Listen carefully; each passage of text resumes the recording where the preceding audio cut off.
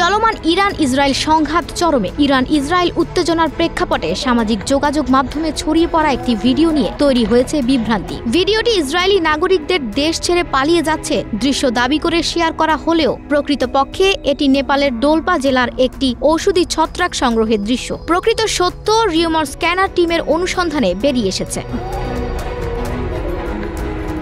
প্রকৃতপক্ষে নেপালের ডোলপা জেলায় ওষুধি ছত্রাক ইয়ারসা গুম্বা সংগ্রহের ভিডিওকে আলোচিত দাবিতে প্রকাশ করা হয়েছে। আলোচিত ভিডিওটির বিষয়ে অনুসন্ধানে নেডওয়্যাট রিসোর্স 2.0 ইউজার নেমের একটি ইউটিউব চ্যানেলে গত 17 জুন প্রচারিত একটি শর্টস ভিডিও খুঁজে পাওয়া যায়। ভিডিওটি পর্যালোচনা করে দেখা যায় আলোচিত দাবিতে প্রচারিত ভিডিওটির সাথে উক্ত ভিডিওটির মিল রয়েছে, কিন্তু প্রকৃতপক্ষে এটি ইসরায়েলিদের পালিয়ে যাওয়ার ভিডিও নয়।